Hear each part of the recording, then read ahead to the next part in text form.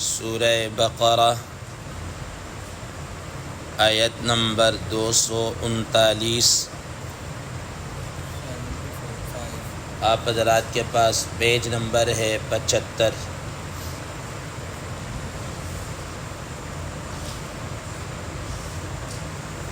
اعوذ باللہ من الشیطان الرجیم، بسم اللہ الرحمن الرحیم۔ فَإِنْ خِفْتُمْ فَرِجَالًا أَوْ رُكْبَانًا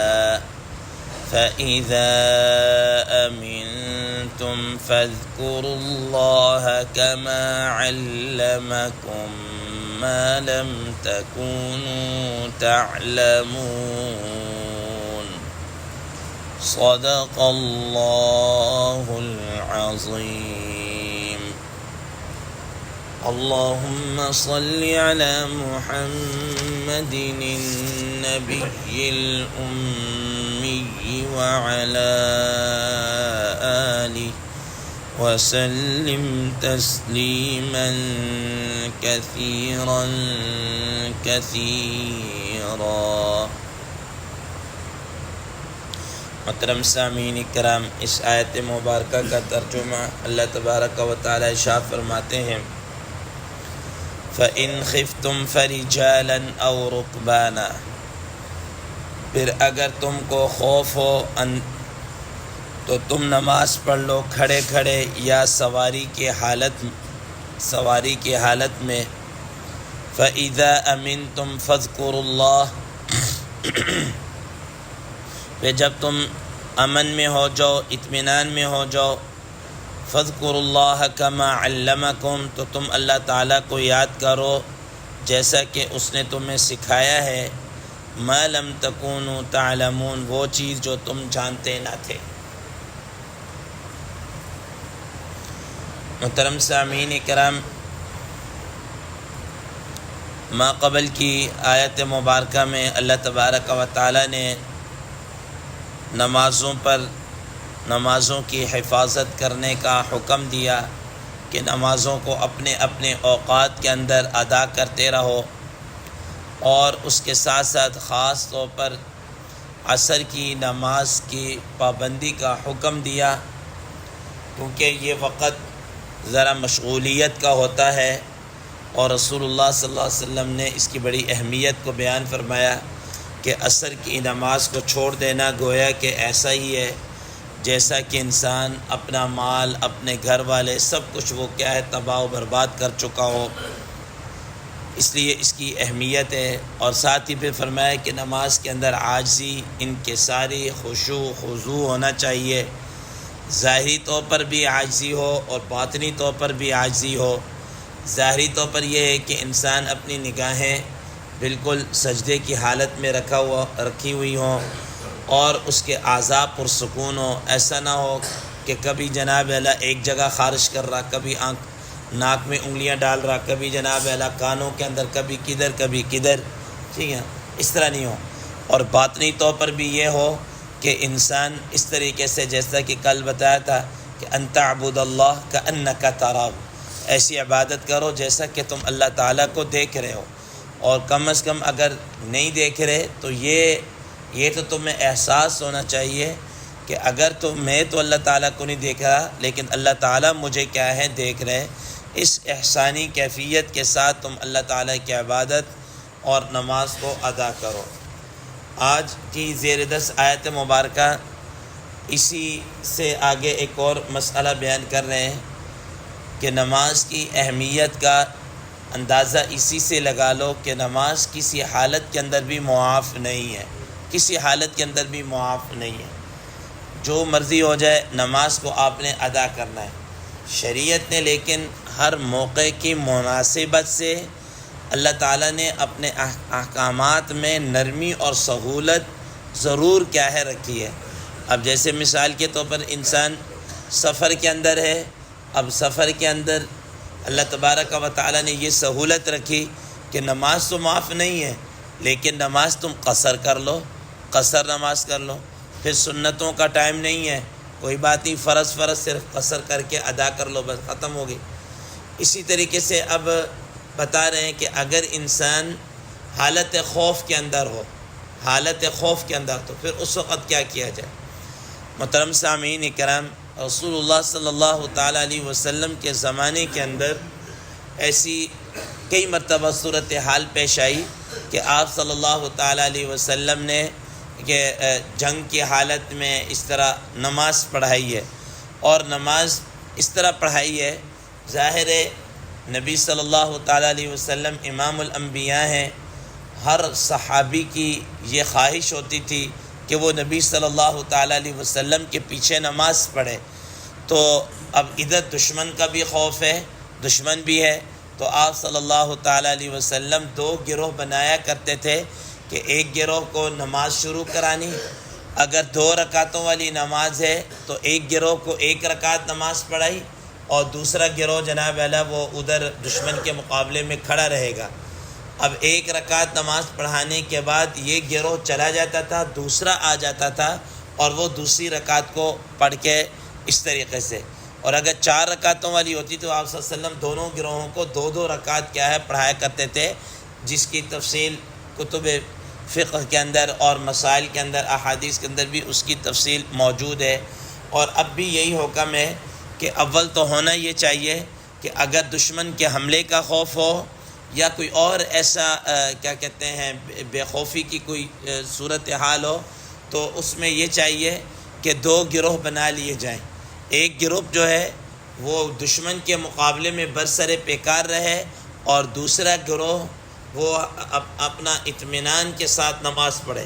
اطمینان کے ساتھ کیا کرے، نماز پڑھے، اور نماز پڑھ کر یہ واپس آ جائے، پوری نماز پڑھے واپس آ جائے۔ دوسرا گروہ جو حفاظت کے اوپر تھا وہ پھر اپنی نماز کو کیا کرے، ادا کرے۔ تو یوں اس طرح ہو جائے گا کہ ہر ایک گروہ اپنے اپنے طور پر نماز کو پڑھ لے گا۔ لیکن بسا اوقات ایسا ہوتا ہے کہ ایسی کوئی صورتحال ہوتی ہے، ایسی سچویشن ہوتی ہے کہ انسان باجماعت نماز نہیں پڑھ سکتا، تو اللہ تبارک و تعالیٰ کی طرف سے یہ حکم ہے کہ پھر جیسے تم جناب ہو سکے تم سے نماز پڑھ لو۔ اب اس میں بھی کھلا آپشن دے دیا، فرمایا فَإِنْ خِفْتُمْ فَرِجَالًا أَوْ رُكْبَانًا، کہ اگر تمہیں اتنا ہی خوف ہو تو فَرِجَالًا أَوْ رُكْبَانًا۔ رجالن کے معنی امام بخاری رحمہ اللہ نے یہ ترجمہ کیا ہے کہ اپنے پاؤں پر کھڑے ہو کے نماز پڑھ لو، یعنی کھڑے کھڑے نماز پڑھ لو۔ اس میں اگر تمہیں رکوع اور سجدہ کرنے کا موقع نہیں مل رہا تو تم اشارے کے ساتھ رکوع اور سجدہ کر کے نماز پڑھو۔ نماز اس حالت کے اندر بھی کیا ہے، معاف نہیں ہے، اس حالت کے اندر بھی معاف نہیں ہے۔ اور اگر تم جناب اعلیٰ پیدل ہو تو اس طرح کھڑے کھڑے نماز پڑھ لو، اور اگر سواری کی حالت میں ہو تو سواری کی حالت کے اندر اپنی سواری پر کھڑے کھڑے اپنی سواری پر بیٹھے بیٹھے نماز پڑھ لو۔ اس میں بھی تمہیں اگر سجدہ رکوع اور سجدہ اشارے سے کرنا پڑ رہا ہے تم اشاروں کے ساتھ نماز پڑھ لو۔ نماز اس حالت کے اندر بھی کیا ہے، معاف نہیں ہے، ٹھیک ہے نا۔ بلکہ امام شافعی رحمہ اللہ تو فرماتے ہیں کہ فرجالن کا معنی وہ یہ کرتے ہیں کہ اگر بھاگتے ہوئے چلتے ہوئے تمہیں نماز پڑھنے کا موقع ملے تو تم چلتے ہوئے نماز کیا ہے، ادا کرو، اور اس میں رکوع اور سجدہ اشارے کے ساتھ ادا کرو، اشارے کے ساتھ۔ اگرچہ امام حنیفہ رحمہ اللہ اور دیگر فقہاء کرام رحمہ اللہ فرماتے ہیں کہ نماز چلتے ہوئے حالت کے اندر ٹھیک نہیں ہے، بلکہ رجالن کا معنی کھڑے کھڑے نماز ادا کر لی جائے۔ تو کہنے کا مقصد یہ ہے کہ اللہ تبارک و تعالیٰ نے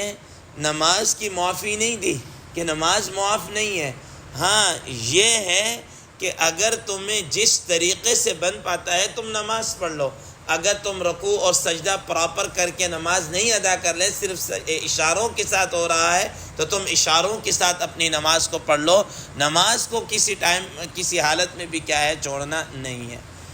اور اگر جناب صورتحال اس قدر گھمبیر ہو اور اس قدر دشمن کا حملہ اور وہ اس طریقے سے صورتحال ہو تو فرمایا کہ پھر نماز کو مؤخر کر دیا جائے، نماز کو مؤخر کر دیا جائے، جیسا کہ حدیث مبارکہ میں آتا ہے کہ رسول اللہ صلی اللہ علیہ وسلم غزوہ خندق کے موقع پر آپ صلی اللہ تعالیٰ علیہ وسلم کی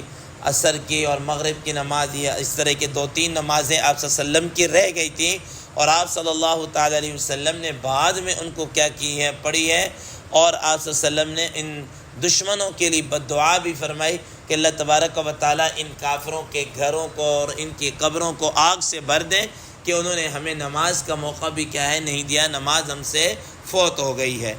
تو دیکھ لیجئے کہ نماز اس حالت میں بھی کیا ہے معاف نہیں۔ اب ہمارے ہاں صورتحال یہ ہے کہ ہمیں تو اس کی پرواہ ہی نہیں ہے، اس کی پرواہ ہی نہیں ہے۔ حضرات فقہائے کرام نے یہاں تک مسئلہ یہ لکھا ہے کہ اگر ایک آدمی مثال کے طور پر کہیں جنگل کے اندر ہے یا ایسی حالت میں ہے کہ وہ اس کے پیچھے کوئی شیر لگ گیا مثال کے طور پر،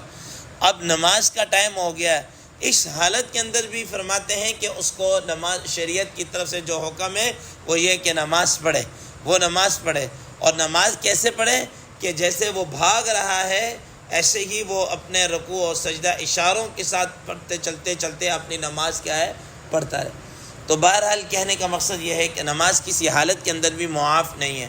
آخر یہ کوئی ایسی چیز تو اللہ تعالیٰ نے فرض کی ہے نا کہ جس میں دن کے اندر انسان کا 5 وقت اللہ تعالیٰ کے ساتھ کوئی رابطہ ہو اور اللہ کے حضور اپنے اس جبین نیاز کو جھکائے اور اللہ تعالیٰ کے سامنے اپنے مسائل رکھے اور اپنی ٹینشن اور اس چیز کو کیا ہے دور کرے۔ بہت دفعہ آپ نے نوٹ کیا ہوگا کہ بسا اوقات انسان اس طرح ہوتا ہے کہ جو نماز کا عادی ہوتا ہے نا اس کو بسا اوقات بہت ساری ٹینشنیں ہوتی ہیں۔ اگر کوئی آفس میں ہے، کوئی باس کی طرف سے ہے، کوئی کام کی طرف سے ہے، کوئی کسی اور حوالے سے ہے، انسان میں مختلف قسم کی ٹینشنیں اور اس قسم کی سوار ہوتی ہیں، لیکن جب وہ نماز پڑھ لیتا ہے پرسکون ہو کر تو وہ ایسا ہلکا پھلکا اپنے آپ کو محسوس کر رہا ہوتا ہے۔ ہو سکتا آپ نے بھی کئی دفعہ اس کا مشاہدہ کیا۔ تو بہرحال یہ ہے کہ اللہ تبارک و تعالیٰ نے اپنے اور بندے کے درمیان کو جوڑ کا ایک ایسی صورت رکھی ہے کہ وہ کسی حال کے اندر بھی معاف نہیں ہے۔ فرمایا فَإِذَا أَمِنْتُمْ فَاذْكُرُوا اللَّهَ كَمَا عَلَّمَكُمْ، پھر اگر تم حالت اطمینان کے اندر ہو جاؤ، دشمن کی کوئی اور ایسی صورت نہیں ہے، تو فَاذْكُرُوا اللَّهَ كَمَا عَلَّمَكُمْ، پھر تم اللہ تبارک و تعالیٰ کو ایسے یاد کرو جیسا کہ اللہ تبارک و تعالیٰ نے تمہیں سکھایا ہے۔ مَا لَمْ تَكُونُوا تَعْلَمُونَ، وہ چیز جو تم جانتے نہیں تھے۔ اللہ تبارک و تعالیٰ نے ہر ایک صورتحال سے ریلیٹڈ جو احکامات ہیں وہ پورے کے پورے بندوں کو کیا کر دیا، بتلا دیا کہ اگر اس طرح کی صورتحال ہو، انسان جانتا ہے کرنٹ صورتحال کیا چل رہی ہے، اسی کے مطابق احکامات آگے۔ اگر جناب اعلیٰ ایسی صورتحال ہے کہ دشمن کا حملے کا خوف تو ہے لیکن اتنا نہیں ہے کہ تو فرمایا کہ 2 گروہ بنا لو، ایک گروہ مقابلے میں چلا جائے اور ایک نماز پڑھ لے۔ اور اگر اس طرح کی صورتحال ہو کہ دشمن نے حملہ کر دیا ہے تو تم جناب اپنی حالت کے اندر رہتے ہوئے نماز پڑھ لو۔ کوئی کھڑے ہے تو کھڑے اشارے اور سجدے، رکوع اور سجدہ اشارے کے ساتھ کر کے نماز پڑھ لے۔ سواری کی حالت میں ہے تو سواری کی حالت میں اشارے کے ساتھ رکوع سجدہ کر کے اپنی نماز کمپلیٹ کر لے۔ تو اس میں جماعت بھی کوئی نہیں ہے تو علیحدہ پڑھ لے۔ اور اگر بہت ہی گمبھیر صورتحال ہے تو پھر بھی بتا دیا کہ نماز کو اپنے وقت سے مؤخر کر لیں اور بعد میں کیا کر لیں، اس کو ادا کر لیں۔ اللہ تبارک و تعالیٰ سے دعا ہے اللہ تبارک و تعالیٰ ہمیں ان چیزوں پر عمل کرنے کی اور نماز جیسے فریضے کی اہمیت کو سمجھنے کی اور کما حقہ اس کو بجا لانے کی، اس پر عمل کرنے کی توفیق عطا فرمائے۔ وآخر دعوانا ان الحمد للہ رب العالمین۔